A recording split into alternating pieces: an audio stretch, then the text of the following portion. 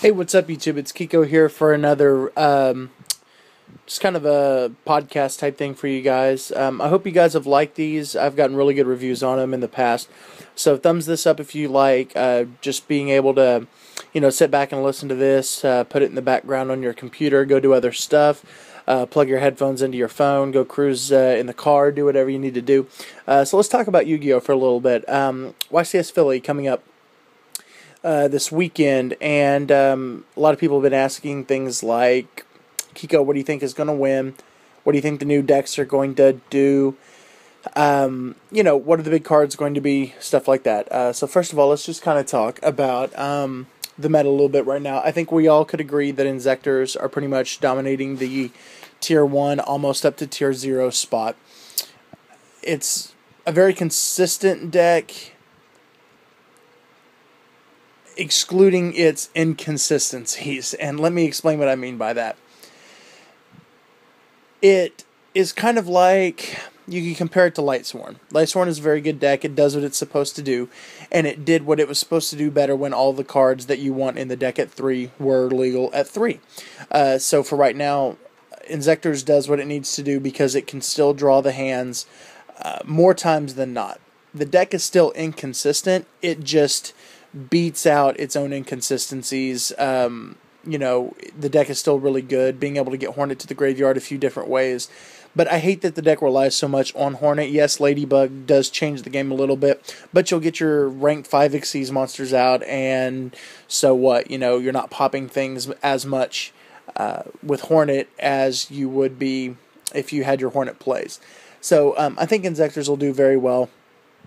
I'm actually not picking them to win the event, though. So let's talk about a few other decks that are going to be there. Heretics are going to be showing up, I'm assuming. Heliopolis, really good card. Heretics are good. I don't think they're great, though. I don't think they're going to have the ability to win. I think we might see 2 in the top 64 just because of the amount played. And so I can see a lot of Heretics getting close to the top 64 and maybe 2 breaking through. I can't see the deck winning, though. I think it's a little too inconsistent. Having to run a few of the normal monsters that you run just seems like it could spell bad game for you guys. So next, let's talk about Rescue Rabbit. Priority being gone does hurt the deck. I don't want people to be misled by the fact that it won YCS Chicago. Let me tell you guys why. I think since the announcement about Priority was announced 3 days or so before Chicago, I think there were a lot of people that were going to be playing Rabbit, and it did not sit well for them to go ahead and switch decks up 2 or 3 days before the event. I think they were comfortable with Rabbit. They knew what they wanted to run. And you know what? If people put in the extra Veilers and they got their Rabbit Veilered, then maybe they could protect it for the next turn, or, you just play through the game, maybe have to go to game 2. Also, enough people might not have main decked the Bottomless Trap Holes, the Chain Disappearances, up to 3 Veiler if they weren't playing 3 Veilers before. All the cards that we talk about being good now that Priority is gone, they may not have been main decking those yet since the change had just come around. Maybe there's enough people that didn't hear about it, and it just helped Rabbit squeak through to the top. First turn Logia is still incredibly hard to have to deal with, so I think Rabbit will make a good showing. I think there will be 1 Rabbit in the top 4. So we'll see if I'm correct with that. Let's talk about windups. I think there will be a few windups in the top. There are enough people that have been getting in the top 64 with them that I think they can still compete. I think people are going to be forgetting about them. I don't know if very many people are going to dedicate much space in the side deck for Max C. So who knows how the deck is going to do. I think we'll see 1 or 2 in the top 64. Chaos Dragons are going to... This is their YCS. I think Chaos Dragons is what I'm going to officially predict as the winner for YCS Philadelphia. I think Chaos Dragons have enough to pull it out. I think they can move past the Inzectors if they can just protect their big beat sticks from Hornet. If they're able to get rid of the Hornets and avoid the rank 5 Xyz monsters and stop those plays in their tracks, I think that Dragons can take it. I think Heroes are going to make a big push as well.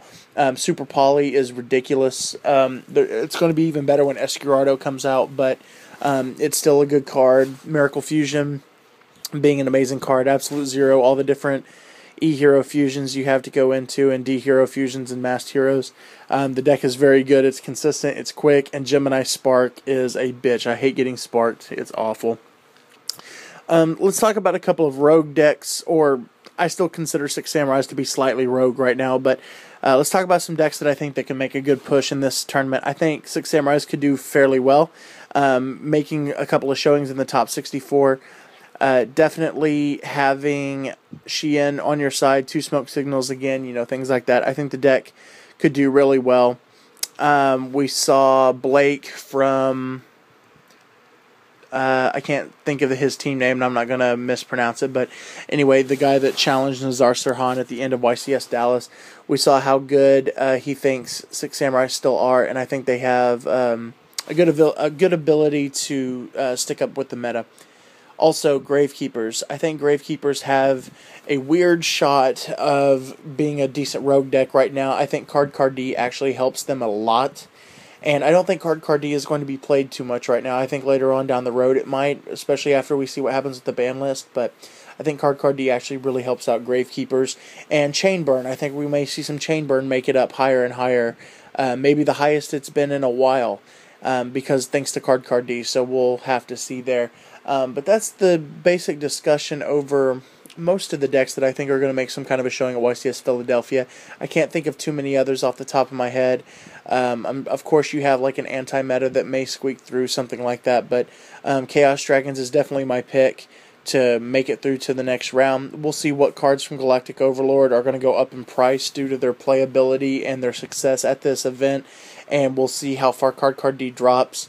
If it's not played in enough of the main decks, we'll see what happens from there. So guys, in the comment section below, give me your prediction for the winning deck at YCS Philly, and give me your reasons why. Don't just say because they're awesome, Let me want you to know in the comment section below. I hope you guys like this video. I know you can't watch anything right now, but you can put it on the background of your computer and kind of scroll through and see some other things that you may want to look at. So thumbs up the video, leave a comment in the comment section below, subscribe if you have not subscribed, and follow me on Facebook and Twitter, which you can find in the comment section below. And actually in the screen somewhere there might be a link, or in the description below, for my trade binder update. And I will see you guys later.